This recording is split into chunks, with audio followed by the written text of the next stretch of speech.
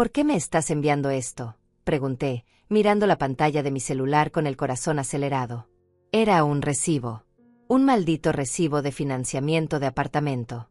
$8,000 mensuales. A nombre de Verónica, mi nuera. Porque mi esposa lo ordenó. A partir de mañana quien paga eres tú, declaró Benjamín, mi hijo, con una satisfacción en la voz que me heló la sangre. Como si acabara de darme una buena noticia. Como si me estuviera haciendo un favor. $8,000. Cada mes. De mi bolsillo. De mi jubilación de costureira.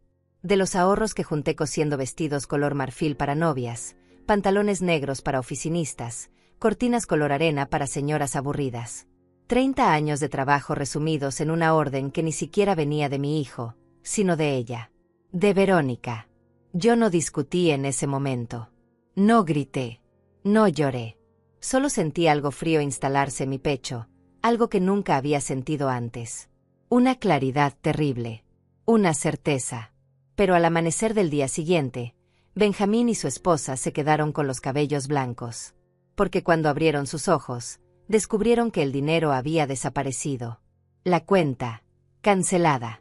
El aval que yo había firmado sin saberlo, anulado por un abogado. Y ellos, mi hijo y esa mujer, estaban parados en la calle con sus maletas de diseñador, frente a un apartamento al que ya no podían entrar. 47 llamadas perdidas esa mañana. 29 mensajes de Benjamín gritando. 12 de Verónica llamándome monstruo. Y yo, sentada en mi pequeña sala, tomando café en la taza que mi difunto esposo me regaló, sintiendo por primera vez en meses que podía respirar. ¿Cómo llegué hasta aquí? ¿Cómo una madre que solo quería ver feliz a su hijo terminó siendo llamada egoísta, cruel, mala? Déjame contarte todo desde el principio, porque esta historia no comenzó con un recibo. Comenzó mucho antes, con pequeñas señales que yo ignoré porque una madre siempre quiere creer que su hijo está bien. Me llamo Mónica. Tengo 66 años. Soy viuda desde hace 4 años, desde que Aurelio, mi esposo, murió de un infarto mientras regaba los tomates en nuestro jardín. Fue instantáneo, dijeron los médicos. No sufrió. Pero yo sí. Todavía sufro su ausencia cada mañana cuando preparo café para una sola persona. Vivo en una casa pequeña pero digna en las afueras de la ciudad. 2 habitaciones, un jardín con flores color lila que planto cada temporada, una cocina con azulejos color crema que Aurelio instaló con sus propias manos cuando Benjamín tenía 10 años. La casa está completamente pagada. Cada ladrillo, cada ventana, cada puerta. 30 años de cuotas mensuales que Aurelio y yo pagamos sin falta, sacrificando vacaciones, ropa nueva, salidas a restaurantes. Trabajé como costurera desde los 25 años. Tenía un pequeño taller en la habitación del fondo donde recibía clientas que llegaban con telas y sueños. Vestidos color perla para quinceañeras. Trajes color gris para hombres que necesitaban lucir importantes. Arreglos de dobladillo, cierres rotos, botones perdidos.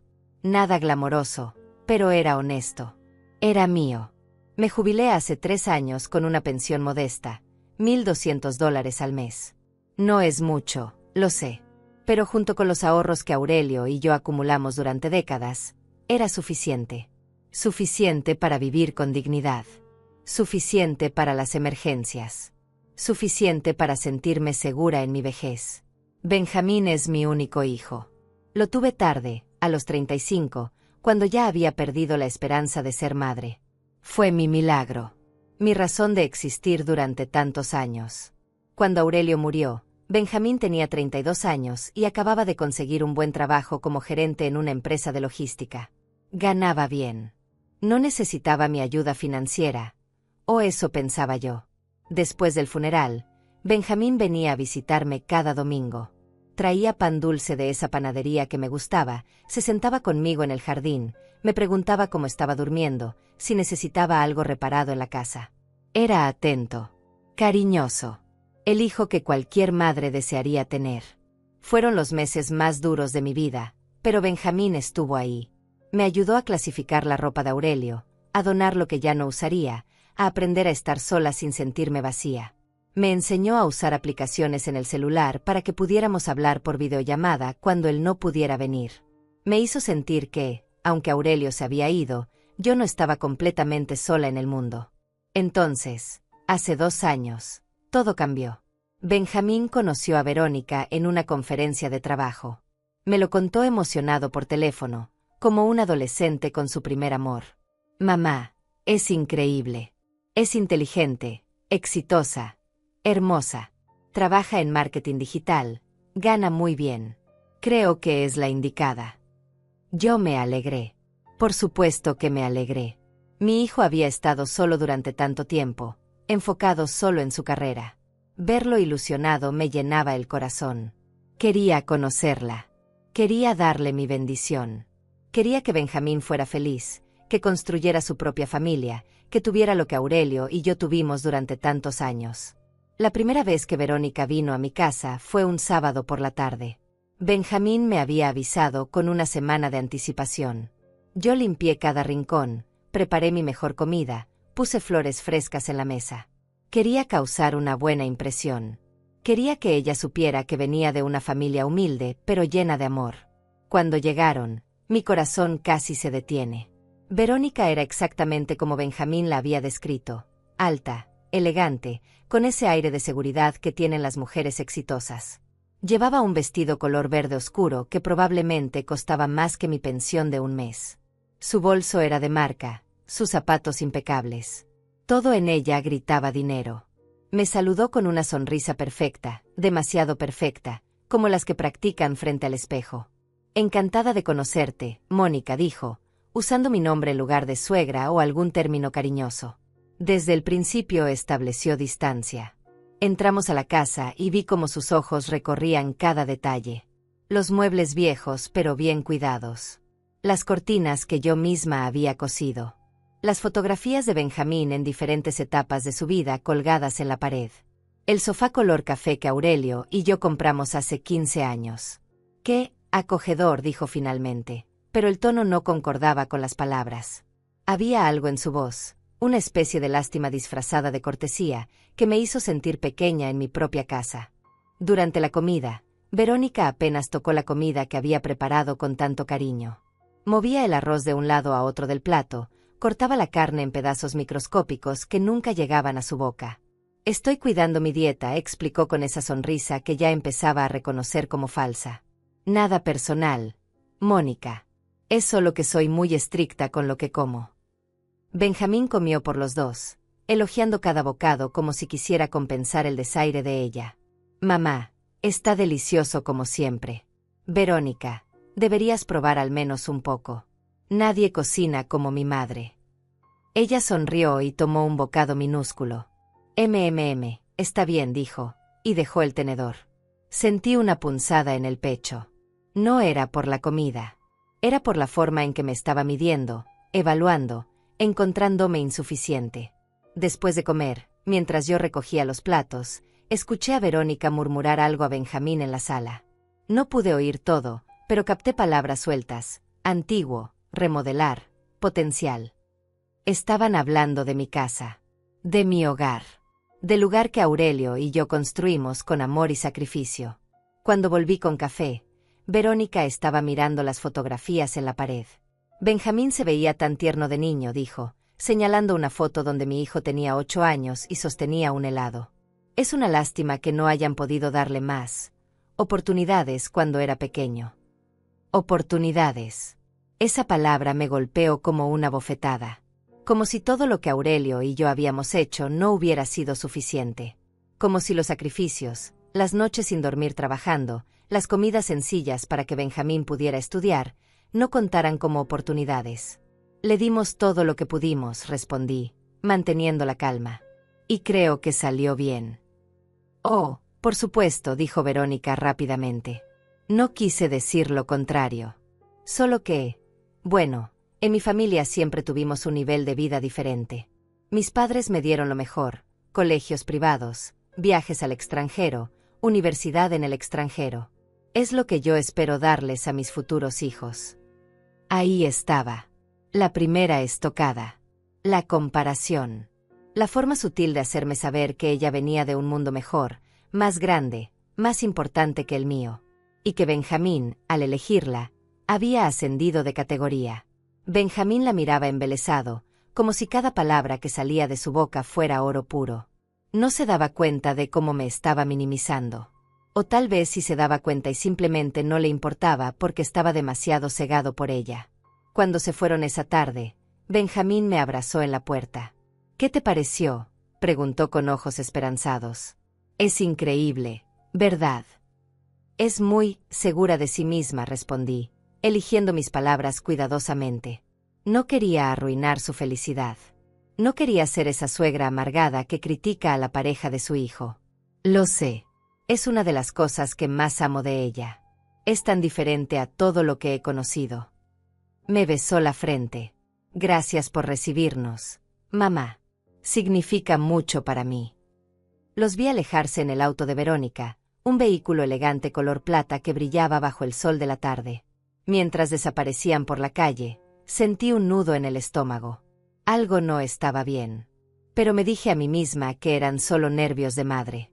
Que todas las suegras sienten celos al principio. Que tenía que darle una oportunidad. Qué equivocada estaba. Las semanas siguientes, Benjamín empezó a cambiar. Sutilmente al principio. Llamaba menos. Sus visitas dominicales se volvieron quincenales, luego mensuales. Cuando venía, siempre tenía prisa. «Perdona, mamá, Verónica y yo tenemos planes». «Disculpa, quedamos de ir a casa de los padres de Verónica». «Lo siento, tenemos una cena importante».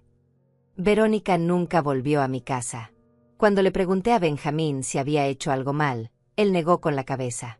«No, mamá, para nada. Es solo que Verónica es muy ocupada. Su trabajo la absorbe mucho. Ya la conocerás mejor pronto». Pero ese pronto nunca llegaba. En cambio, empecé a escuchar cosas. Pequeños comentarios que Benjamín dejaba caer sin darse cuenta. «Verónica dice que debería invertir más en mi imagen personal. Verónica cree que debería buscar un trabajo mejor pagado. Verónica piensa que vivir en las afueras es de gente sin ambición». Cada frase que comenzaba con «Verónica dice» era como un ladrillo más en el muro que estaba construyéndose entre mi hijo y yo. Ella estaba remodelándolo, moldeándolo a su imagen y semejanza. Y Benjamín se dejaba, fascinado por esa mujer que representaba todo lo que él nunca había tenido. Un día, 6 meses después de esa primera visita, Benjamín llegó a mi casa sin avisar. Entró con una sonrisa nerviosa y ojos brillantes. «Mamá, tengo algo que decirte. Verónica y yo nos vamos a casar». Mi corazón dio un vuelco. Debería haber sido un momento feliz. Debería haberlo abrazado, llorado de alegría, celebrado la noticia. Pero algo dentro de mí se apretó dolorosamente. «¿Tan pronto?», pregunté. «Solo llevan 6 meses juntos». «Cuando sabes, sabes», respondió, repitiendo una frase que seguramente había escuchado de ella. Además, Verónica no quiere una relación larga. Ella dice que a nuestra edad ya sabemos lo que queremos. «¿Y tú qué quieres, Benjamín?», pregunté, mirándolo directamente a los ojos. Él pareció confundido por la pregunta.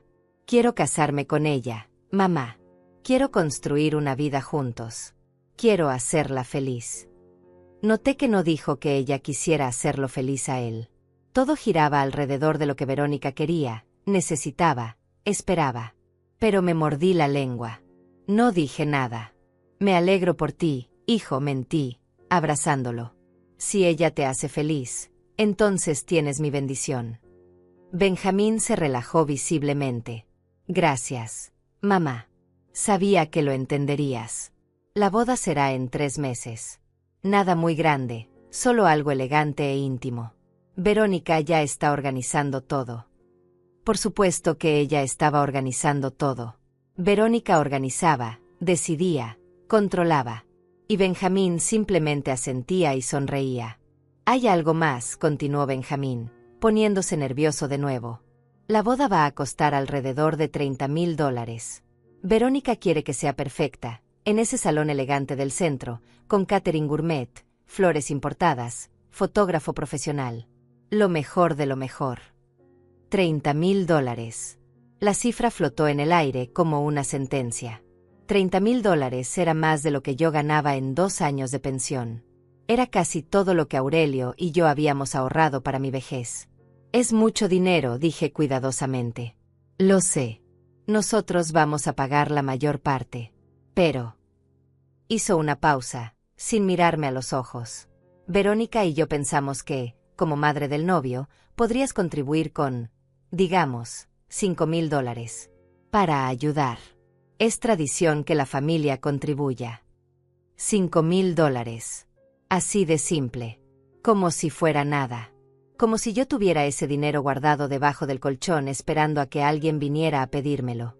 $5,000, repetí, sintiendo como las palabras se atascaban en mi garganta. Benjamín, eso es más de 4 meses de mi pensión completa. Él se movió incómodo en su asiento. Lo sé, mamá. Pero pensé que, bueno, tú y papá siempre ahorraron. Sé que tienes algunos ahorros guardados. Y esto es mi boda. Tu único hijo casándose. Pensé que querrías ser parte de ello. Ahí estaba de nuevo. La manipulación suave. Haciéndome sentir que si no accedía, era una mala madre. Que si no vaciaba mis ahorros para su boda de ensueño, no lo amaba lo suficiente. No es que no quiera ser parte, intenté explicar. Es que ese dinero es para emergencias. Para cuando ya no pueda valerme por mí misma. Para medicinas, para reparaciones de la casa, para... Mamá, me interrumpió Benjamín, y en su voz había un tono que nunca antes había escuchado. Impaciencia. Frustración. Eso es pensar muy negativamente. Está saludable. La casa está bien. Verónica dice que las personas mayores se aferran demasiado al dinero por miedo y eso no las deja disfrutar la vida. Dice que deberías invertir en la felicidad de tu familia mientras puedas. Verónica dice. Otra vez Verónica dice. Como si las palabras de esa mujer fueran la Biblia y todo lo demás fuera irrelevante. $5,000 es mucho para mí, insistí, sintiendo que perdía terreno. Podría darte 1,000, tal vez 1,500. La expresión de Benjamín se endureció. Verónica va a sentirse muy decepcionada. Sus padres están poniendo 15,000. Ella esperaba que mi familia pudiera igualar al menos una tercera parte de eso para no quedar mal. Para no quedar mal. No se trataba de amor, de celebración, de unir dos familias. Se trataba de no quedar mal frente a los padres ricos de Verónica. Lo pensaré, dije finalmente, solo para terminar la conversación. Dame unos días. Benjamín se levantó, claramente insatisfecho. Está bien. Pero necesito saberlo pronto. Verónica tiene que confirmar el lugar y necesita el anticipo. Me dio un beso frío en la mejilla y se fue. Me quedé sentada en mi sala durante horas después de que se fue, mirando las paredes que Aurelio había pintado, los muebles que habíamos elegido juntos, la vida que construimos con tanto esfuerzo. Y me pregunté cuándo mi hijo había dejado de verme como su madre para empezar a verme como una fuente de financiamiento. Esa noche llamé a Edith, mi mejor amiga desde hacía 30 años. Le conté todo. Ella escuchó en silencio y luego dijo, Mónica, esa mujer te está usando. Y tu hijo está dejando que lo haga. Pero es su boda, protesté débilmente. Solo se casa una vez. Dios quiera, respondió Edith con sarcasmo. Pero escúchame bien. Si le das esos $5,000, no va a ser el final. Va a ser solo el comienzo. Gente como Verónica nunca tiene suficiente. Siempre van a querer más. Tenía razón. En el fondo de mi corazón, yo lo sabía. Pero era mi hijo. Mi único hijo. ¿Cómo podía negarle algo tan importante? Al final, cedí. Saqué $5,000 de mis ahorros y se los di a Benjamín 2 semanas después. Él me abrazó, me llamó la mejor mamá del mundo, me prometió que algún día me lo devolvería. Promesas vacías que flotaron en el aire y se desvanecieron como humo. La boda fue exactamente como Verónica la había planeado. Elegante, ostentosa, perfecta. El salón era enorme, con techos altos y candelabros de cristal. Las mesas estaban decoradas con manteles color champaña y centros de mesa con flores blancas y color rosa pálido que probablemente costaban más que mi renta mensual. Yo llegué sola, con un vestido color lavanda que había comprado en rebaja y que me había parecido apropiado hasta que vi a las demás invitadas con sus trajes de diseñador. Me sentí inmediatamente fuera de lugar, como una mancha en una pintura perfecta. Verónica estaba radiante con un vestido de novia color marfil que debió costar una fortuna. Su familia ocupaba la mitad del salón: tíos, primos, abuelos, todos elegantes, todos con ese aire de superioridad que viene de nunca haber tenido que preocuparse por el dinero. Yo estaba sentada en una mesa cerca del fondo, junto con algunos colegas de Benjamín que apenas conocía. No junto a la familia. No en un lugar de honor. Atrás, donde no interrumpiera la estética de las fotografías. Durante la ceremonia, observé a mi hijo. Se veía feliz, eso era innegable. Miraba a Verónica como si fuera lo más precioso del mundo. Y tal vez para él lo era. Tal vez yo solo era una vieja amargada que no podía aceptar que su hijo había crecido y elegido su propio camino. En la recepción, Verónica me saludó brevemente. Gracias por venir, Mónica. Y gracias por tu contribución. La forma en que dijo contribución sonaba como si hubiera dado una propina, no como si hubiera sacrificado una parte importante de mi seguridad financiera. Intenté hablar con Benjamín, pero estaba ocupado. Siempre ocupado. Con los invitados, con los fotógrafos, con Verónica. Cada vez que me acercaba, ella lo arrastraba a otro lado. Cariño, necesito que hables con mi tío. Amor, el fotógrafo nos está esperando. Benjamín, ven a saludar a mis primas. Me fui temprano. Nadie lo notó. Los meses siguientes fueron más de lo mismo. Benjamín llamaba cada vez menos. Cuando lo hacía, las conversaciones eran superficiales. ¿Cómo estás, mamá? Bien. Qué bueno. Tengo que irme. Verónica me está llamando. Dejaron de venir a visitarme por completo. Cuando preguntaba si podía ir a verlos a su nuevo apartamento, siempre había una excusa. Estamos muy ocupados con el trabajo. Estamos remodelando, está todo hecho un desastre. Verónica no se siente bien. Me estaban borrando lentamente de sus vidas, pero todavía no me daba cuenta de cuán profundo era el plan. Entonces, un sábado por la mañana, hace 6 meses, recibí una llamada de Benjamín. Era inusual porque últimamente solo nos comunicábamos por mensajes. Mamá, necesito hablar contigo, dijo, y su voz sonaba tensa. Es importante. Mi corazón se aceleró. ¿Estarían esperando un bebé? ¿Habría algún problema de salud? Dime, hijo, ¿qué pasa? Verónica y yo estamos comprando un apartamento. Uno increíble en el centro. Tiene 3 habitaciones, 2 baños, balcón con vista a la ciudad. Es perfecto para cuando tengamos hijos. Esperé. Sabía que había más. El problema es que el apartamento cuesta $400,000. Es una inversión increíble, el valor solo va a subir. Pero necesitamos un anticipo de $80,000 y nosotros solo tenemos 50. Sentí un escalofrío recorrer mi espalda. Y pensamos que tal vez podrías prestarnos 30,000. Es solo un préstamo, mamá. Te lo devolveremos en cuanto refinanciemos en un par de años. $30,000. Era casi todo lo que me quedaba de ahorros después de la boda. Era mi red de seguridad. Mi colchón para emergencias. Mi tranquilidad. Benjamín, no tengo ese dinero, dije, sintiendo el pánico crecer en mi pecho. Después de la boda, mis ahorros bajaron mucho. No puedo. Mamá, sé que tienes el dinero. Papá y tú ahorraron durante años. Sé que hay más. Verónica hizo los cálculos. Con tu pensión y los años que trabajaste, debes tener al menos 50 o 60,000 guardados. Verónica hizo los cálculos. Verónica había estado investigando mis finanzas. Verónica había estado planeando cómo sacarme hasta el último centavo. Aunque tuviera ese dinero, dije, intentando mantener la voz firme, es para mi vejez. Para cuando ya no pueda trabajar, para medicinas, para cuidados si los necesito. No puedo dártelo. Hubo un silencio largo. Luego Benjamín habló, y su voz era fría. Tan fría. ¡Qué decepción, mamá! Pensé que te importaba mi futuro. Pensé que querrías ver a tu hijo prosperar. Pero veo que tu dinero es más importante que mi felicidad. Las palabras de Benjamín me atravesaron como cuchillos. No es eso, intenté explicar. sintiendo las lágrimas acumularse en mis ojos. Hijo, yo te amo más que a nada en este mundo. Pero ese dinero es todo lo que tengo. Si te lo doy y algo me pasa, si me enfermo, si la casa necesita reparaciones urgentes, quedaré en la calle. ¿Entiendes eso? Siempre es lo mismo contigo, respondió con un tono de desprecio que nunca antes había usado conmigo. Siempre pensando en lo peor. Siempre con miedo. Verónica tenía razón. Dijo que las personas de tu generación viven aterrorizadas por el futuro y por eso nunca avanzan.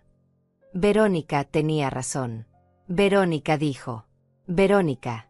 Verónica. Verónica.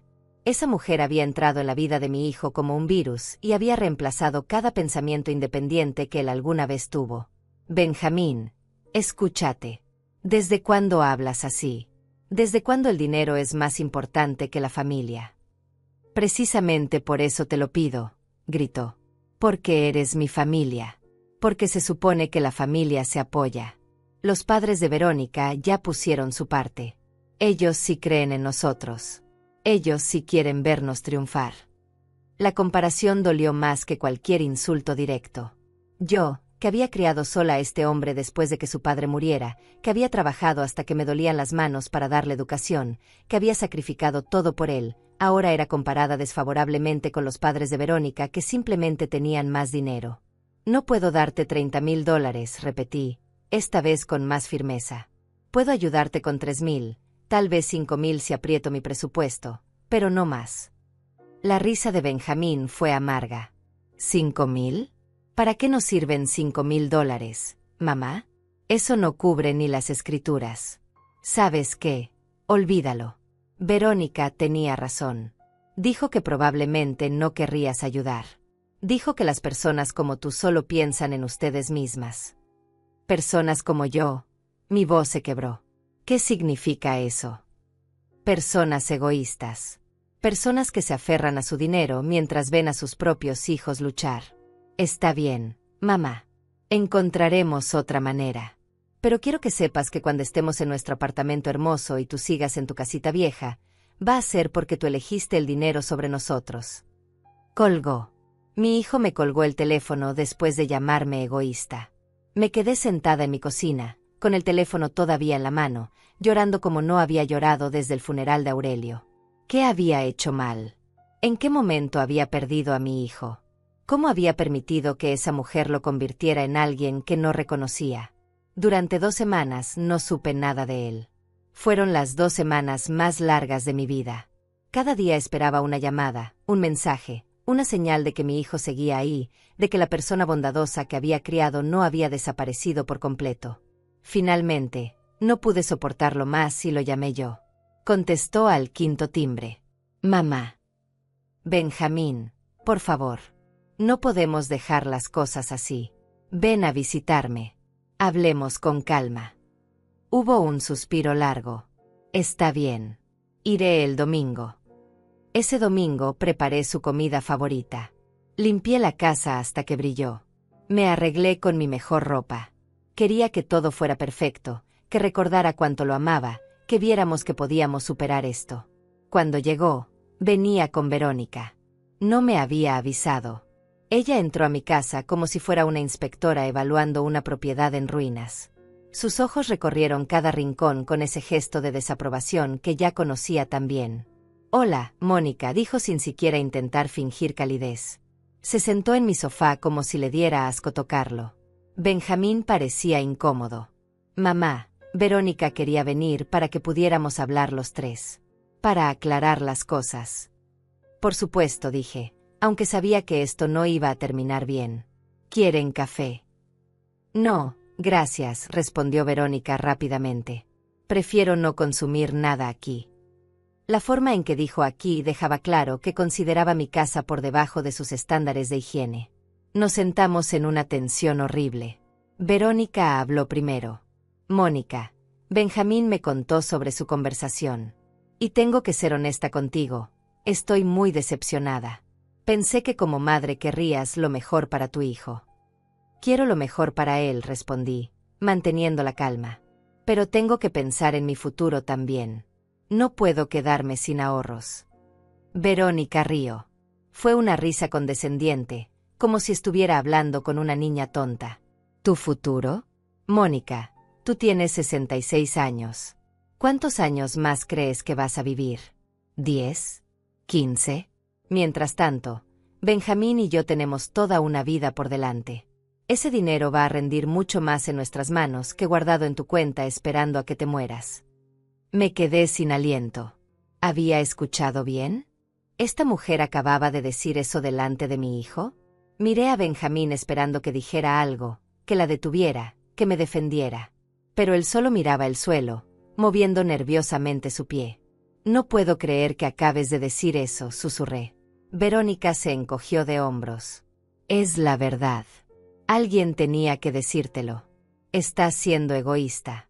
Tienes dinero que no estás usando para nada mientras tu propio hijo tiene que conformarse con un apartamento pequeño porque su madre no quiere soltarlo. Verónica, Benjamín finalmente habló, pero ella lo cortó. No, Benjamín. Ya basta de ser suave con ella. Tu madre necesita escuchar la verdad. Mis padres nos están ayudando sin pensarlo 2 veces porque nos aman de verdad. Pero tu madre prefiere ver su dinero acumularse en un banco antes que ver a su hijo feliz. Me puse de pie. Mis piernas temblaban, pero mi voz salió firme. Creo que es hora de que se vayan. Verónica se levantó con una sonrisa satisfecha. Perfecto. Solo vinimos para darte una última oportunidad de hacer lo correcto. Veo que la rechazaste. Benjamín se levantó lentamente. Me miró con algo en los ojos. ¿Arrepentimiento? ¿Culpa? Pero no dijo nada. Simplemente siguió a su esposa hacia la puerta. En el umbral, Verónica se volteó. Por cierto, no esperes que te invitemos al apartamento nuevo cuando nos mudemos. Está claro que no formas parte de esta nueva etapa de nuestras vidas. Se fueron. Y yo me derrumbé. Los siguientes meses fueron un infierno silencioso. Benjamín no llamaba. Yo intenté comunicarme varias veces, pero mis mensajes quedaban sin respuesta o recibía respuestas secas de 1 o 2 palabras. Ocupado. Después hablamos. Bien. Edith venía a visitarme seguido. Me encontraba llorando en la cocina, sin poder dormir, sin poder comer. Tienes que ser fuerte, me decía. Hiciste lo correcto. Ese dinero es tuyo, lo trabajaste tú, lo ahorraste tú. No tienes que justificarte ante nadie. Pero era fácil decirlo. Ella no era quien había perdido a su único hijo por negarse a vaciar su cuenta bancaria. Intenté convencerme de que tal vez tenía que ceder, darles el dinero, recuperar a mi hijo aunque eso significara quedarme sin nada. Al menos tendría a Benjamín de vuelta. Al menos no estaría tan sola. Estuve a punto de hacerlo. Había ido al banco, había llenado los formularios para retirar el dinero. Estaba lista para sacrificar mi seguridad con tal de no perder a mi hijo para siempre. Pero entonces llegó ese mensaje. El mensaje que cambió todo. El recibo. Era un martes por la tarde. Estaba regando las plantas del jardín cuando sonó el celular. Un mensaje de Benjamín. Mi corazón saltó de esperanza. Tal vez había recapacitado. Tal vez quería disculparse. Tal vez íbamos a estar bien. Abrí el mensaje. Era una imagen. Un recibo de financiamiento mensual. $8,000 mensuales. A nombre de Verónica. Para un apartamento que ya habían comprado. Abajo del recibo, un mensaje. ¿Por qué me estás enviando esto? Escribí con manos temblorosas. La respuesta llegó inmediata. Porque mi esposa lo ordenó. A partir de mañana quien paga eres tú. Leí el mensaje 3 veces. 4. 5. Esperando que las palabras cambiaran, que hubiera entendido mal, que fuera algún tipo de broma cruel. Pero no. Ahí estaba, negro sobre blanco. Un recibo de $8,000 mensuales. Y una orden. No una solicitud. No una pregunta. Una orden. A partir de mañana quien paga eres tú. Mis manos temblaban tanto que casi dejó caer el teléfono. Llamé a Benjamín inmediatamente. Contestó al tercer timbre, y en su voz había algo que me heló la sangre, satisfacción. Como si acabara de ganar algo. Mamá, ¿recibiste el mensaje? Benjamín, ¿qué es esto? ¿Qué significa? Significa exactamente lo que dice. Verónica y yo compramos el apartamento. Conseguimos un financiamiento por 30 años. Las cuotas son de $8,000 mensuales. Y decidimos que tú vas a pagarlas. Me senté en el escalón de la entrada porque mis piernas no me sostenían. ¿Decidieron? ¿Así nada más? Sin preguntarme. Mamá, no seas dramática. Es lo justo. Nosotros te pedimos ayuda de buena manera y tú te negaste. Así que Verónica tuvo una idea mejor. En lugar de darte todo el dinero de una vez, vas a ir pagándolo mes a mes. Es más fácil para ti así. Más fácil para mí. Mi voz subió varias octavas. Benjamín, $8,000 es casi 7 veces mi pensión. No tengo ese dinero. Ni siquiera cerca. Por eso usarás tus ahorros. Verónica calculó todo. Si tienes alrededor de 60,000 guardados, te alcanza para pagar 7 u 8 meses. Para entonces nosotros ya habremos refinanciado o encontrado otra solución. Otra solución. Como si yo fuera una solución temporal. Un cajero automático que podían usar hasta que encontraran otro. Esto es una locura, dije, sintiendo el pánico trepar por mi garganta. No voy a hacer esto. No puedo hacer esto. La voz de Benjamín se endureció. Mamá, ya firmaste como aval. El mundo se detuvo. ¿Qué? Firmaste como aval del préstamo. ¿Recuerdas esos papeles que te di a firmar hace 3 meses? Los que te dije que eran para actualizar tus datos como beneficiaria de mi seguro de vida. Recordé. Había venido un día, me había dado unos papeles, me había dicho que era puro trámite. Yo había firmado sin leer porque confiaba en él. Porque era mi hijo. Porque nunca imaginé que me mentiría. Me engañaste, susurré. Me hiciste firmar algo sin decirme qué era. Te di la oportunidad de ayudarnos voluntariamente, respondió sin una pizca de culpa en su voz. Tú elegiste el camino difícil.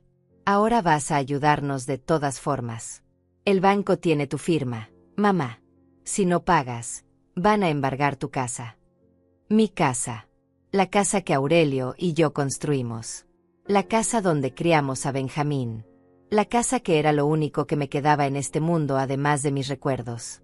No puedes hacer esto, dije, pero mi voz sonaba débil incluso para mí. Eres mi hijo. Y tú eres mi madre. Se supone que las madres se sacrifican por sus hijos, ¿no? Pues ahora es tu turno de demostrarlo. La primera cuota vence en 5 días. Te enviaré los datos de la cuenta. Benjamín. Colgó.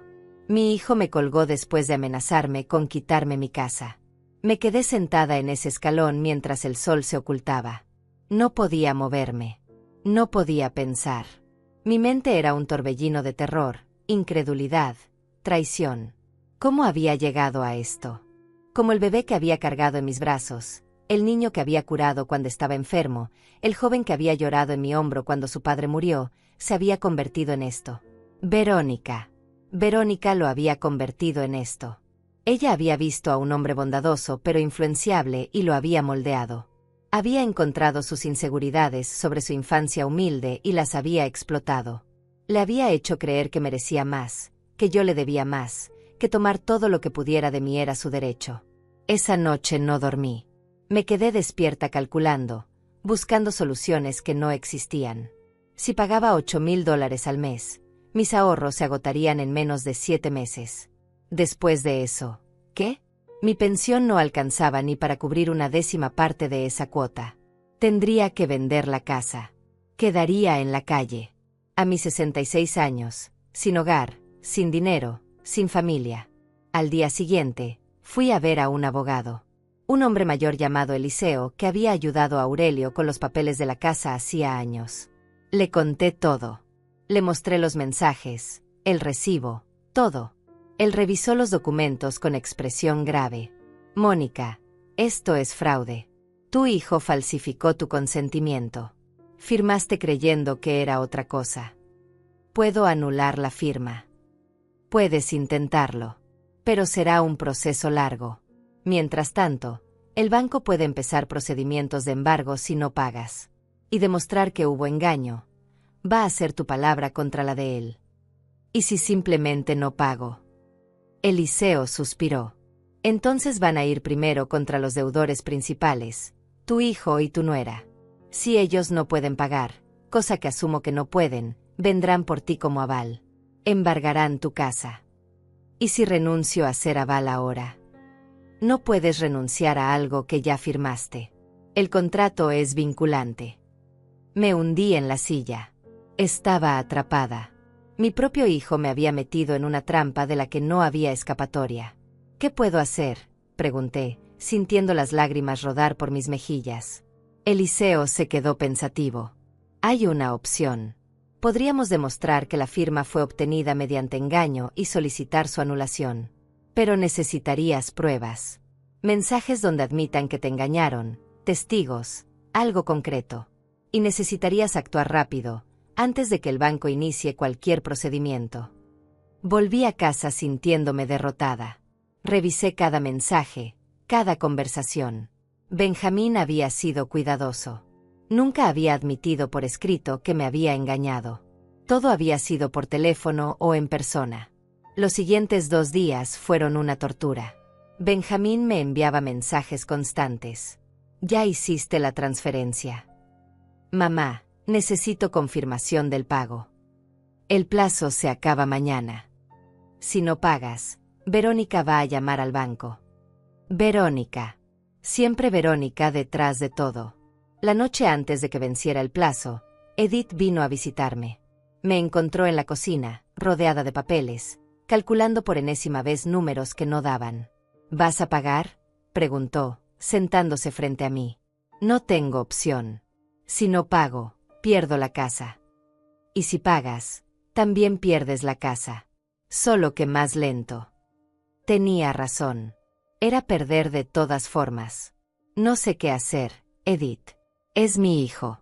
No puedo denunciarlo, no puedo demandarlo. Pero tampoco puedo darle todo mi dinero y quedarme en la calle. Edith tomó mis manos. Mónica, escúchame bien. Ese hombre que te está haciendo esto ya no es tu hijo. O al menos, no es el hijo que tú criaste. Esa mujer lo convirtió en otra persona. Y si tú cedes ahora, si les das lo que quieren, nunca va a terminar. Van a exprimirte hasta que no quede nada y luego te van a tirar a la basura. Entonces, ¿qué hago? Peleas. Los enfrentas. Les demuestras que no eres un banco que pueden saquear sin consecuencias. ¿Cómo? No tengo pruebas del engaño. No tengo forma de anular la firma. Edith sonrió. Era una sonrisa extraña, casi peligrosa. Entonces creamos las pruebas. Los hacemos confesar. ¿Cómo? Llama a Benjamín. Graba la conversación. Hazlo admitir que te engañó para que firmaras. Hazlo decir que falsificó el documento. Hazlo creer que vas a pagar y que solo necesitas entender bien los detalles. La gente arrogante siempre se confía demasiado. Era arriesgado, pero era lo único que tenía. Esa noche, con manos temblorosas, configuré mi teléfono para grabar. Llamé a Benjamín. Contestó inmediatamente. Mamá, ya hiciste la transferencia. Benjamín, necesito hablar contigo primero. Necesito que me expliques bien esto de la firma. ¿Cuándo exactamente firmé como aval? Porque yo no recuerdo haber firmado nada relacionado con un apartamento. Hubo una pausa. Mamá, ya hablamos de esto. Fueron esos papeles que te di hace 3 meses. Pero me dijiste que era para el seguro de vida. Benjamín rió. Fue una risa incómoda. Bueno, tenía que decirte algo. Si te hubiera dicho la verdad, no habrías firmado. Verónica me dijo que era la única forma de conseguir que nos ayudaras. Lo tenía. Lo había admitido. Seguí presionando. Entonces me mentiste. Me hiciste firmar algo sin que yo supiera qué era. No seas dramática, mamá. Al final es lo mismo. Vas a ayudarnos de una forma u otra. Ya vas a hacer la transferencia o no. Benjamín, $8,000 al mes va a acabar con todos mis ahorros en menos de 1 año. Ese no es mi problema. Debiste haberlo pensado antes de negarte a ayudarnos cuando te lo pedimos bien. Ahora o pagas voluntariamente, o el banco te obliga. Tú eliges. Entiendo, dije, manteniendo la voz calmada aunque por dentro estaba temblando. Pero necesito saber una cosa más. Benjamín, si yo pago estos meses, ¿qué garantía tengo de que ustedes van a refinanciar como prometiste? ¿Qué garantía tengo de que esto no va a ser para siempre? Benjamín suspiró con impaciencia. Mamá, no necesitas garantías. Soy tu hijo. Confía en mí. Confié en ti cuando me dijiste que esos papeles eran para el seguro. Mira dónde terminé. Mira, haz lo que quieras. Pero te advierto, si mañana a las 5 de la tarde no veo esa transferencia en la cuenta, Verónica va a llamar al banco y va a iniciar el proceso de embargo. Y no vamos a detenerla. Es más, ella ya tiene todo listo. Está esperando cualquier excusa para hacerlo. ¿Por qué?, pregunté, sintiendo un dolor profundo en el pecho. ¿Por qué me odian tanto? ¿Qué les hice para merecer esto? No se trata de odio, mamá. Se trata de dinero. Tú lo tienes. Nosotros lo necesitamos. Es simple. Y francamente, a tu edad, ¿para qué necesitas tanto dinero guardado? No vas a casarte de nuevo. No vas a viajar por el mundo. Solo estás ahí sentada en esa casa vieja esperando morirte. Al menos déjanos usar ese dinero para construir algo. Cada palabra era una puñalada. Este no era mi hijo. No podía serlo. Mi Benjamín nunca habría hablado así. Nunca me habría reducido a una cuenta bancaria ambulante esperando la muerte. Está bien, dije finalmente. Haré la transferencia mañana. Perfecto. Sabía que entrarías en razón. Te mando los datos de la cuenta ahorita. Colgó sin despedirse. Sin un te quiero. Sin un gracias. Solo colgó. Detuve la grabación. Tenía todo lo que necesitaba. La confesión clara de que me había engañado, de que había falsificado el propósito del documento, de que me estaba extorsionando. Era suficiente.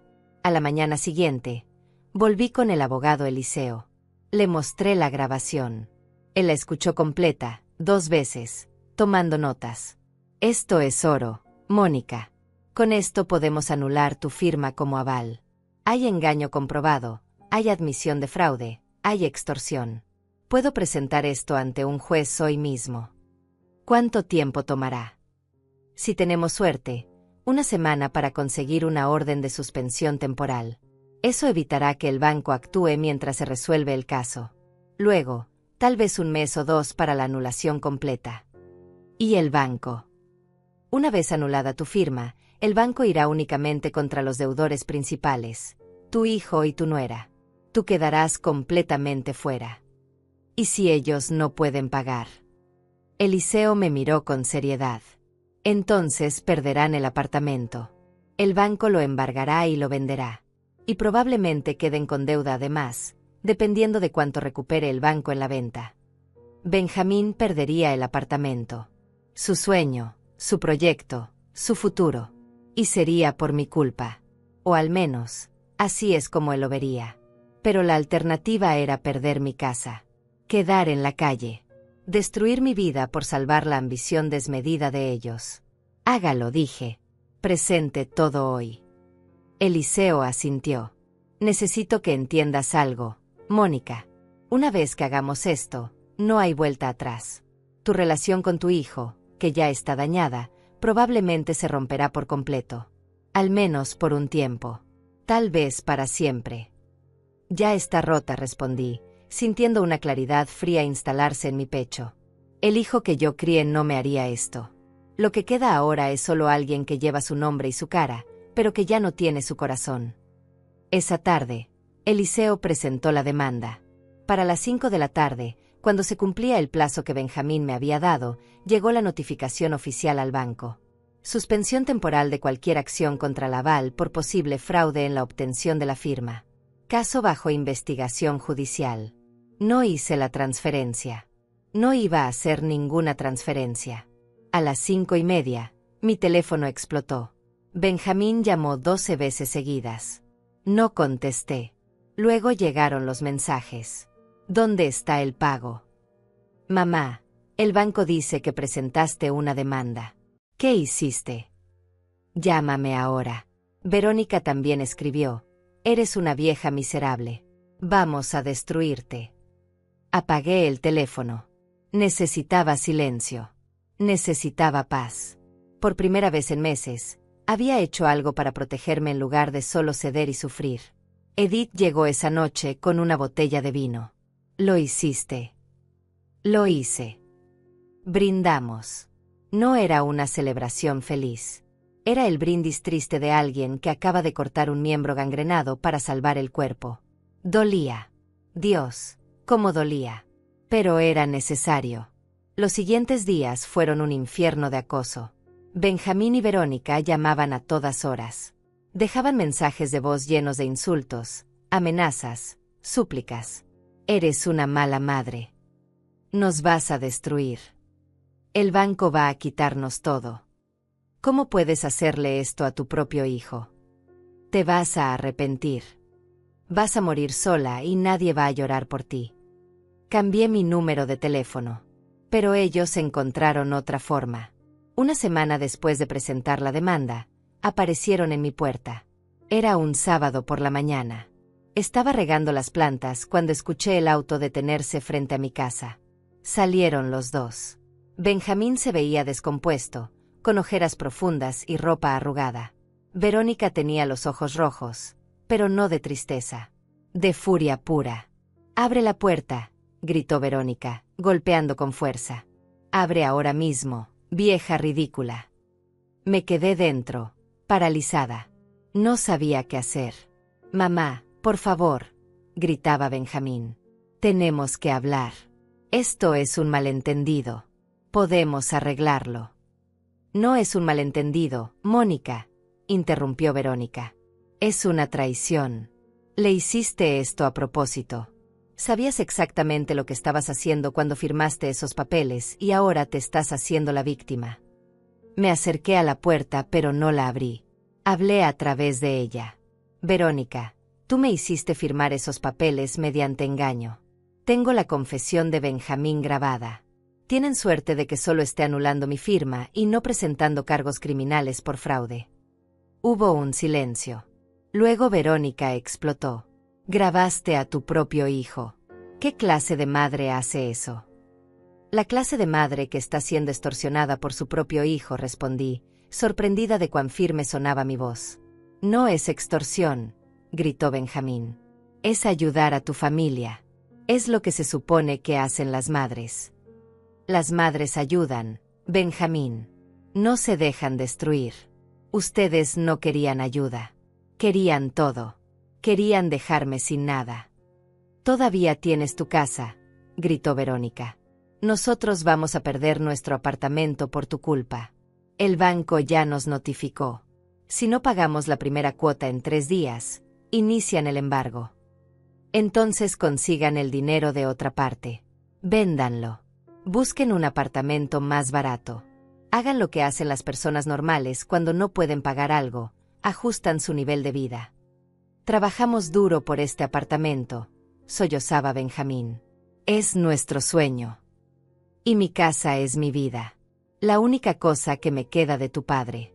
No voy a perderla por tu sueño, hijo». Verónica empezó a golpear la puerta con más fuerza. «Eres una egoísta. Una vieja amargada y egoísta. Ojalá te mueras sola en esa casa de mierda». «Verónica, basta». Finalmente Benjamín la detuvo. Hubo un momento de silencio. Luego escuché la voz de mi hijo, quebrada, suplicante. «Mamá, por favor, retira la demanda. Te prometo que encontraremos otra forma. Te prometo que te pagaremos todo. Pero dame tiempo. No dejes que perdamos el apartamento.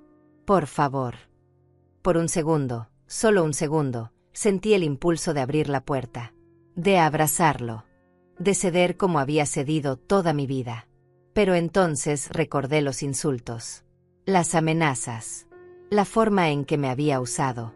La grabación donde admitía haberme engañado sin una pizca de remordimiento. «No», dije simplemente. «La respuesta es no». «Te odio», gritó Verónica. «Te odio y deseo que te mueras».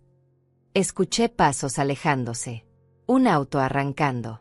Luego silencio.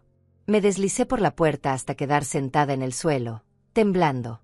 Había hecho lo correcto. Lo sabía. Pero dolía como si me hubieran arrancado el corazón del pecho. Los días siguientes fueron los más oscuros que había vivido desde la muerte de Aurelio. Me quedaba en cama hasta tarde, sin energía, sin ganas de comer, sin ganas de nada. Cada vez que cerraba los ojos veía la cara de Benjamín en mi puerta, suplicando. Escuchaba su voz quebrada. Y me preguntaba una y otra vez si había hecho lo correcto. Edith venía todos los días. Me traía comida, me obligaba a ducharme, me sacaba al jardín para que tomara sol. Estás de duelo, me decía. Estás llorando la pérdida de tu hijo. Pero él eligió este camino, Mónica. No tú. El abogado Eliseo me llamó una semana después de la escena en mi puerta. Tengo noticias. El juez revisó la evidencia. La grabación es contundente. Te están otorgando la anulación de la firma como aval. A partir de hoy, legalmente no tienes ninguna responsabilidad sobre ese préstamo. Debería haberme sentido aliviada. Debería haber celebrado. Pero solo sentí un vacío profundo. ¿Y qué pasa con Benjamín? El banco les dio una última oportunidad. Tienen 15 días para pagar la cuota inicial más los intereses de mora, o proceden con el embargo del apartamento. Según sé, ellos pidieron una extensión pero fue negada. Van a perder el apartamento. Casi con certeza. A menos que consigan el dinero de otra fuente. Los padres de Verónica. Ellos tenían dinero. Seguramente ayudarían a su hija. Pero algo me decía que no lo harían. Algo en la desesperación de Verónica en mi puerta me decía que ellos ya habían dicho que no. Que yo había sido su última opción. Intenté no pensar en ello. Intenté convencerme de que no era mi problema. Pero era mi hijo. Aunque me hubiera lastimado, aunque me hubiera traicionado, seguía siendo mi hijo. Una noche, 2 semanas después, sonó el timbre. Eran casi las 11. Mi corazón se aceleró. ¿Benjamín? ¿Verónica? ¿Venían a hacer otra escena? Miré por la ventana. Era Benjamín. Solo. Sin Verónica. Se veía terrible. Peor que la última vez. Como si no hubiera dormido en días. No debía abrir. Lo sabía. Pero algo en su postura, algo en la forma en que tenía los hombros caídos, me rompió. Abrí la puerta. Nos miramos en silencio durante largos segundos. Él tenía los ojos rojos. Yo probablemente también. ¿Puedo pasar?, preguntó con voz ronca. Dudé. Pero finalmente me hice a un lado. Entró despacio, mirando la casa como si la viera por primera vez. O tal vez como si fuera la última. Se sentó en el sofá sin que lo invitara. Yo me quedé de pie, manteniendo distancia. Perdimos el apartamento, dijo finalmente. El banco lo embargó hace 3 días. Tenemos que desocuparlo en una semana. No dije nada. No sabía qué decir. Los padres de Verónica se negaron a ayudarnos. Dijeron que ya habían puesto suficiente dinero y que esto era nuestra responsabilidad. Intentamos pedir otro préstamo, pero nadie nos lo dio. Estamos en todas las listas negras ahora. Silencio. Pesado. Doloroso. Verónica está furiosa. Dice que todo es tu culpa. Que arruinaste nuestras vidas. Que eres una madre horrible. Hizo una pausa. Yo también pensaba eso. Durante estos días, te he odiado más de lo que creí posible odiar a alguien. Cada palabra era un cuchillo. Pero lo dejé continuar. Pero entonces hoy pasó algo. Estábamos empacando nuestras cosas del apartamento. Verónica estaba gritando, culpándome de todo, diciendo que yo era un inútil por no poder controlar a mi propia madre. Y de repente, la vi. Me miró directamente a los ojos por primera vez desde que entró. La vi tal como es. Mamá. Vi a una mujer cruel, manipuladora, que solo se casó conmigo porque pensó que éramos un objetivo fácil. Que me convenció de traicionarte, de mentirte, de engañarte. Que me hizo creer que el dinero era más importante que cualquier cosa. Que me convirtió en alguien que no reconozco. Su voz se quebró.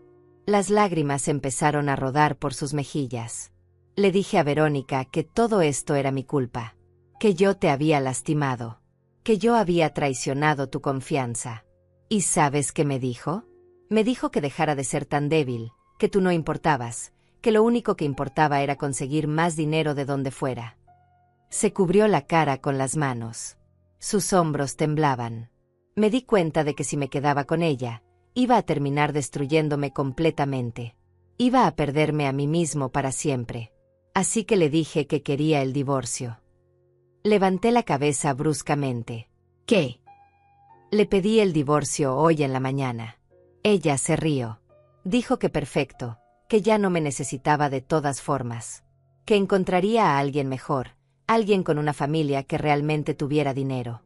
Empacó sus cosas y se fue a casa de sus padres. Así de fácil. Como si nuestro matrimonio no hubiera significado nada. Se secó las lágrimas con el dorso de la mano. Parecía un niño perdido. Mi niño perdido. Vengo a pedirte perdón, mamá. Sé que no lo merezco. Sé que lo que te hice es imperdonable. Te mentí, te engañé, traté de robarte todo lo que tenías. Te dije cosas horribles.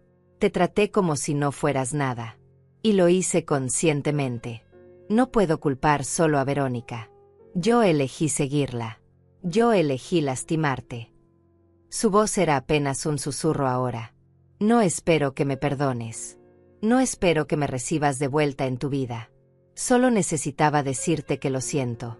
Que me arrepiento de cada segundo de estos últimos meses. Que daría cualquier cosa por volver el tiempo atrás y escucharte cuando me advertías sobre ella. Pero no puedo. Y ahora tengo que vivir sabiendo que destruí la relación con la única persona que realmente me amó sin condiciones. Se levantó para irse. Caminó hacia la puerta. Yo seguía paralizada, procesando todo. Con la mano en el picaporte, se volteó una última vez. Una cosa más. Encontré esto entre los papeles cuando estaba empacando. Sacó un sobre del bolsillo. Es el contrato de compra del apartamento. Verónica lo había guardado. Pensé que querrías verlo. Lo dejó sobre la mesa junto a la puerta. Adiós, mamá. Cuídate mucho. Salió. La puerta se cerró suavemente detrás de él. Me quedé inmóvil durante minutos que parecieron horas. Luego, con manos temblorosas, tomé el sobre. Lo abrí. Dentro estaba el contrato completo del apartamento. Lo leí. Y ahí, en una de las cláusulas, encontré algo que me heló la sangre. Una nota al margen con la letra de Verónica. Una vez que la vieja pague 6 meses, la sacamos como aval y la dejamos con la deuda. Luego vendemos el apartamento con ganancia y compramos algo mejor. Plan perfecto. No era solo que querían mi dinero. Tenían planeado arruinarme completamente y luego abandonarme con las deudas. Verónica había calculado todo desde el principio. Y Benjamín, mi hijo, había estado de acuerdo con ese plan. Excepto que ahora estaba aquí, pidiéndome perdón. ¿Era real? ¿O era otra manipulación?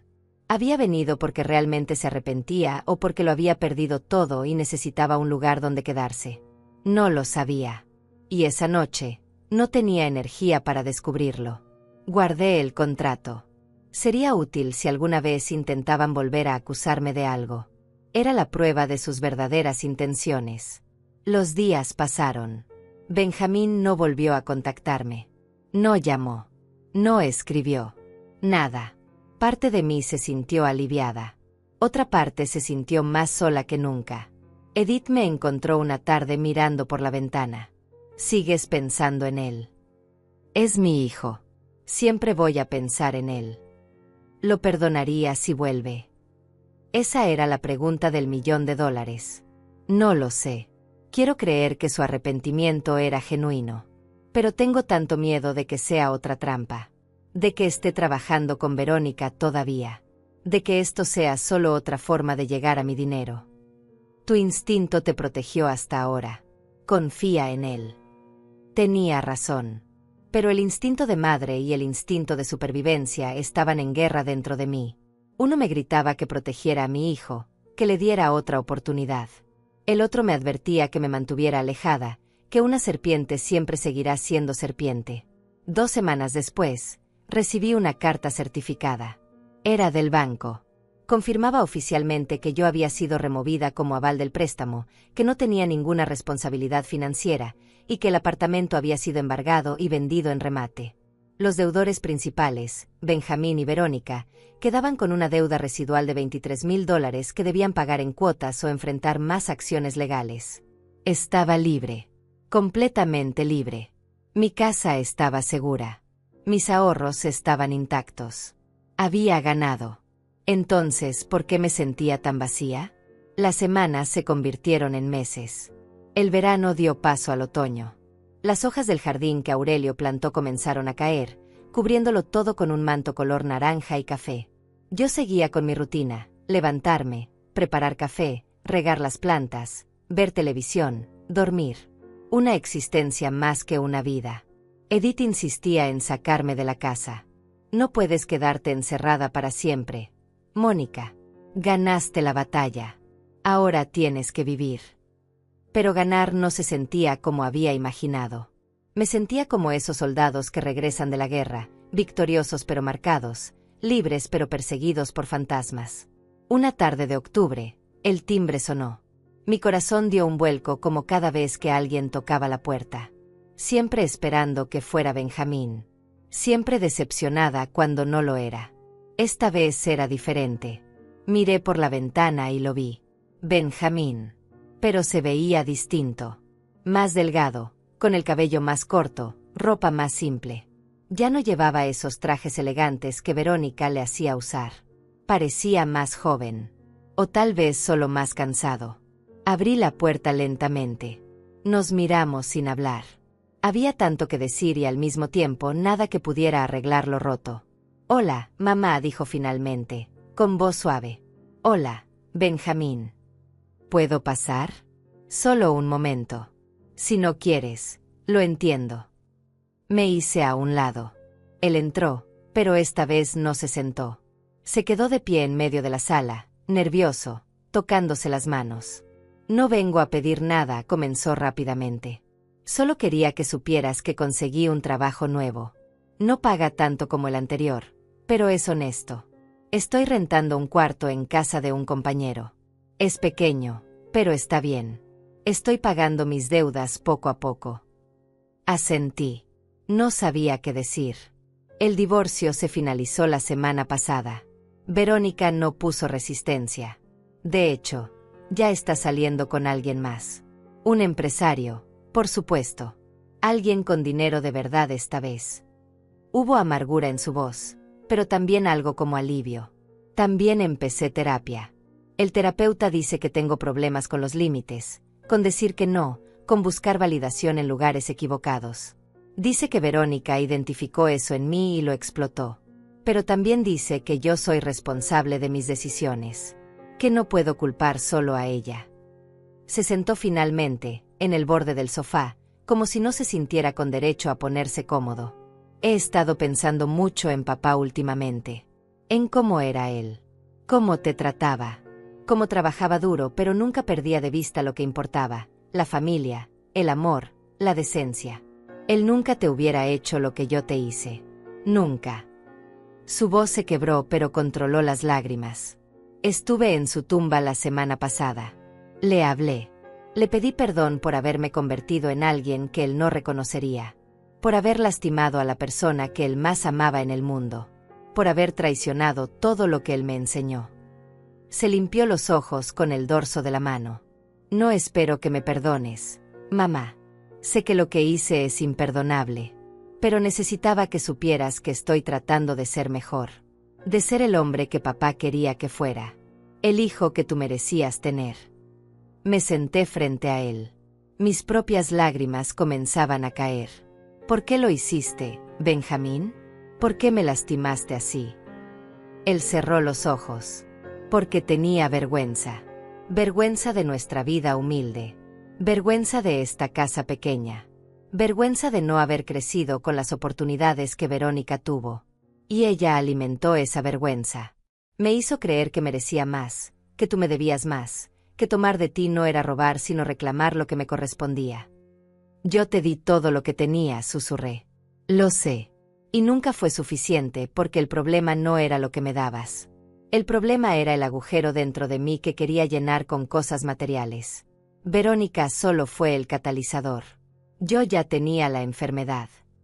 Nos quedamos en silencio. Afuera, el viento movía las hojas secas del jardín. ¿Qué quieres de mí?, pregunté finalmente. Nada. Absolutamente nada. Solo quería que supieras que lo siento. Y que si algún día, tal vez en años, puedes mirarme de nuevo sin odio, eso sería más de lo que merezco. Se levantó para irse. Pero esta vez, algo en mí reaccionó. Una vocecita pequeña que había estado dormida durante meses. Benjamín, espera. Se detuvo, volteándose con ojos esperanzados. Siento mucho lo que pasó con el apartamento. Sé que era tu sueño. Él negó con la cabeza.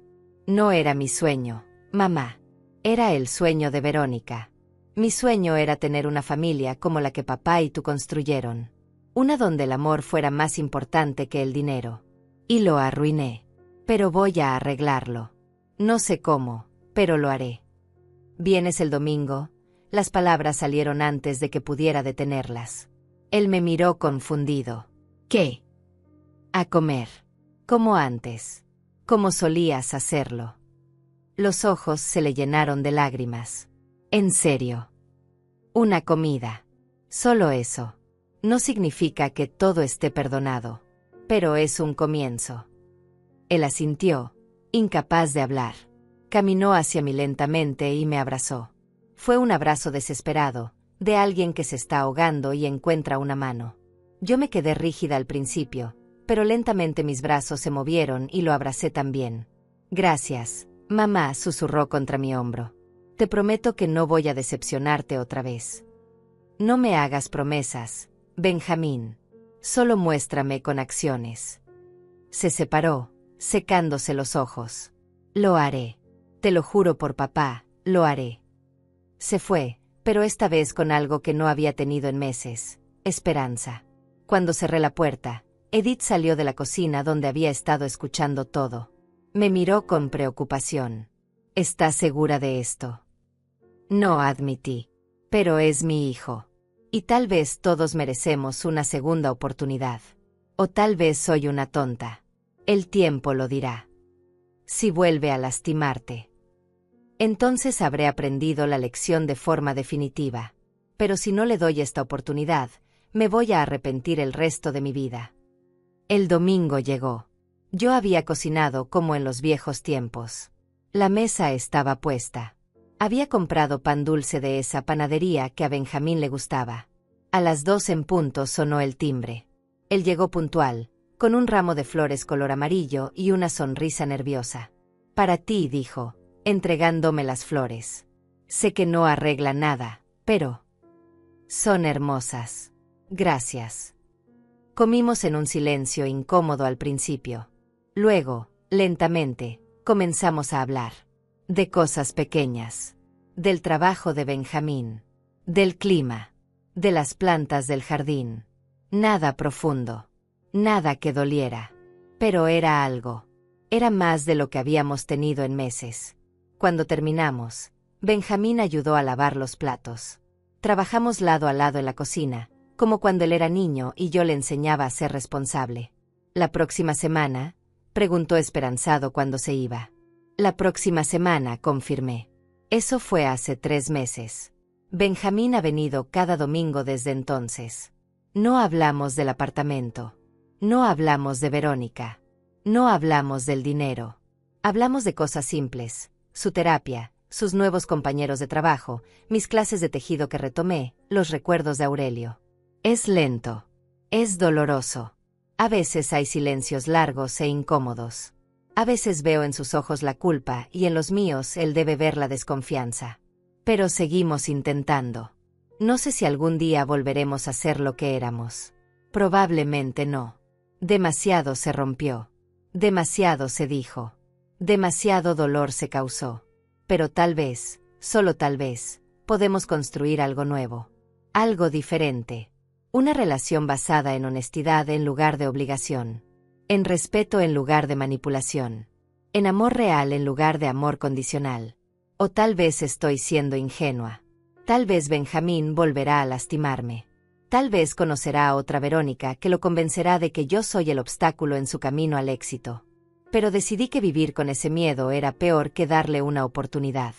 Decidí que prefería ser una madre que creyó demasiado que una madre que no creyó lo suficiente. Han pasado 6 meses desde aquel primer domingo. El invierno llegó y se fue, y ahora la primavera está pintando el jardín de colores nuevos. Las flores que planté con Aurelio hace tantos años volvieron a florecer, como siempre lo hacen, sin importar cuánta oscuridad haya atravesado. Benjamín sigue viniendo cada domingo. Sin falta. Llueva, truene o relampaguee. Algunas semanas trae postres. Otras trae historias de su trabajo. Otras solo trae su presencia, y eso es suficiente.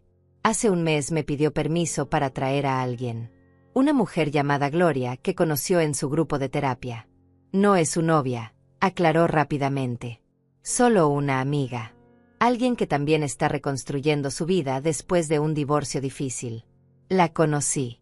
Es una mujer sencilla, maestra de primaria, con ojos bondadosos y risa fácil. Nada que ver con Verónica. Hablamos de libros, de jardinería, de la vida. No intentó impresionarme. No evaluó mi casa con desprecio. Solo fue amable. Genuinamente amable.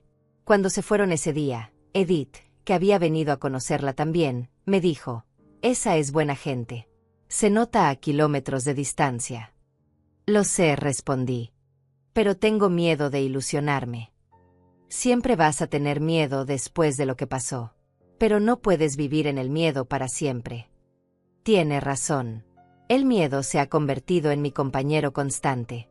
Cada vez que Benjamín llega, una parte de mí espera que venga con otra petición, otra demanda, otra traición. Pero no lo hace.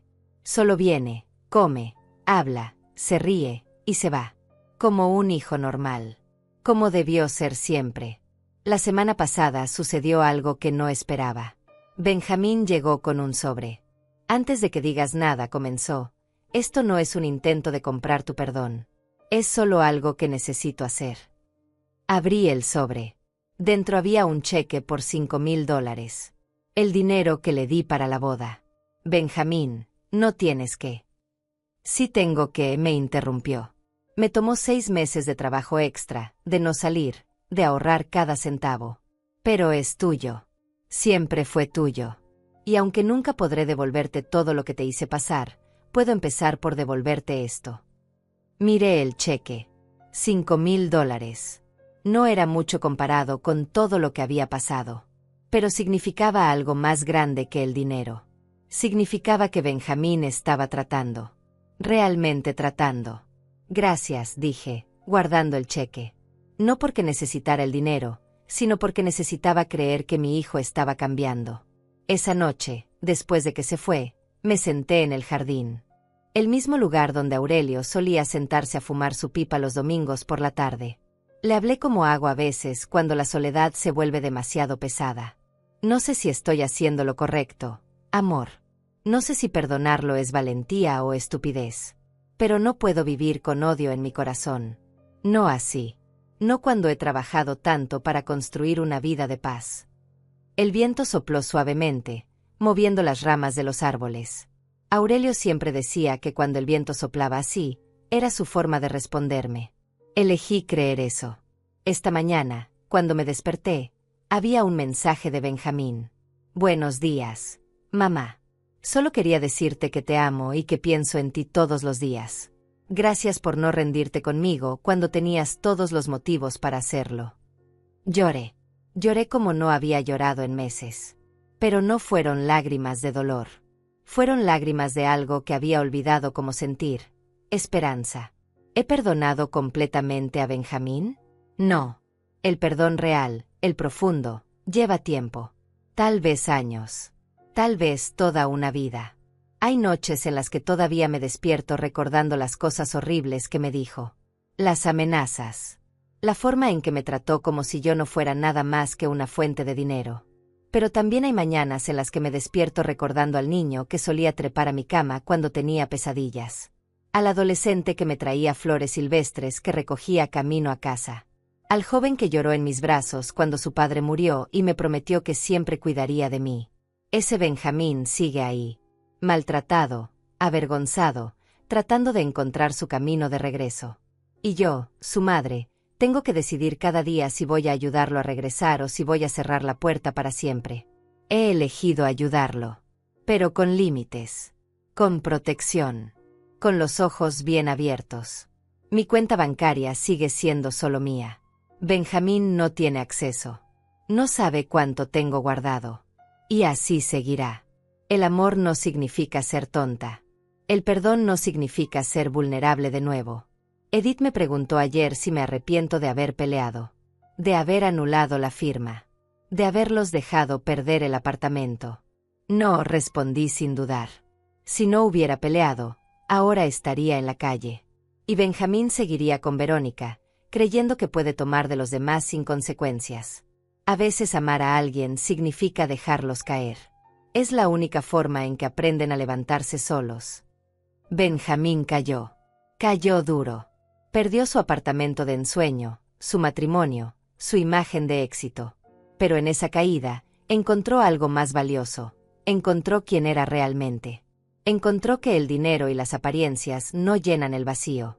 Encontró que había lastimado a la única persona que lo amaba incondicionalmente. Y ahora está aprendiendo a vivir con esas lecciones. A construir algo real en lugar de algo hermoso pero falso. ¿Volverá a equivocarse? Probablemente. Todos lo hacemos. Pero espero que nunca vuelva a equivocarse de esa manera. Que nunca vuelva a valorar las cosas materiales por encima de las personas.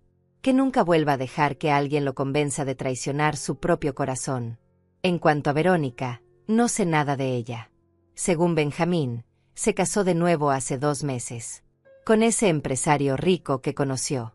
Espero, por el bien de ese hombre, que él tenga los ojos más abiertos que mi hijo. Espero que vea lo que ella es antes de que sea demasiado tarde. Pero no es mi problema. Verónica salió de nuestras vidas tan rápido como entró. Como un tornado que destruye todo a su paso y luego desaparece, dejando solo escombros y recuerdos dolorosos. A veces me pregunto si ella piensa en lo que hizo. Si alguna vez siente remordimiento por casi destruir a una familia. Por manipular a un hombre hasta convertirlo en alguien cruel.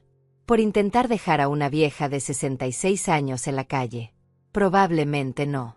La gente como Verónica rara vez mira atrás. Ya está construyendo su próximo plan, su próxima trampa, su próxima víctima. Pero eso tampoco es mi problema. Mi problema, mi alegría, mi vida ahora es esta. Una casa pequeña pero pagada. Un jardín que florece cada primavera. Ahorros suficientes para vivir con dignidad. Amistades verdaderas como Edith que me sostenieron cuando todo se derrumbaba. Y un hijo que, lentamente, dolorosamente, está encontrando su camino de regreso a casa. No es la vida que imaginé. Imaginé envejecer rodeada de nietos, con Benjamín visitándome con su familia feliz, siendo la abuela orgullosa que horneaba galletas y contaba historias. Pero la vida rara vez es lo que imaginamos. Y está bien. Porque lo que tengo ahora es real. Es honesto. Es mío. Ayer, mientras Benjamín y yo tomábamos café después de comer, me dijo algo que me llegó al corazón. Mamá, ¿sabes qué es lo que más lamento? ¿Qué? Que papá no esté aquí para ver que estoy tratando de arreglarlo. Para ver que finalmente entendí lo que él siempre trató de enseñarme, que la riqueza real no está en lo que tienes, sino en quién eres. Tu padre estaría orgulloso de que lo hayas entendido, aunque haya tomado este camino tan doloroso para llegar ahí. ¿Tú estás orgullosa de mí? La pregunta me tomó por sorpresa. Miré a mi hijo, a este hombre de 36 años que había cometido errores terribles pero que estaba tratando de enmendarlos. Estoy orgullosa de que estés intentando, respondí honestamente. El orgullo completo tomará más tiempo. Pero llegaremos ahí. Él asintió, entendiendo. No necesitaba promesas falsas de perdón instantáneo. Necesitaba honestidad. Y eso es lo que le estoy dando. Hoy es domingo de nuevo. En unas horas Benjamín llegará. Traerá pan dulce. Yo habré cocinado. Nos sentaremos a comer. Hablaremos. Tal vez habrá silencios incómodos. Tal vez no. Pero estaremos ahí, Los dos, intentando. Aurelio me dijo una vez, poco antes de morir, que el amor verdadero no es el que nunca se rompe. Es el que, después de romperse, encuentra la forma de pegarse de nuevo. Las grietas siempre estarán ahí, las cicatrices serán visibles, pero si ambas partes realmente quieren, puede volver a ser algo hermoso. Algo diferente al original, pero hermoso de todas formas. Eso es lo que Benjamín y yo estamos haciendo. Pegando las piezas rotas. Lentamente. Con cuidado. Sin prisa. Y en este proceso, aprendí algo sobre mí misma. Aprendí que soy más fuerte de lo que creía. Que puedo pelear por lo que es mío. Que puedo decir no, incluso a mi propio hijo, cuando ese no es necesario para mi supervivencia. Que el amor no significa sacrificarme hasta desaparecer. Soy Mónica. Tengo 66 años. Soy viuda, costurera jubilada, madre de un hijo complicado. Viví una traición que casi me destruye. Pero no lo hizo. Todavía estoy aquí. Todavía estoy de pie. Todavía tengo mi casa, mi dignidad, mi vida. Y eso, después de todo lo que pasó, es más que suficiente.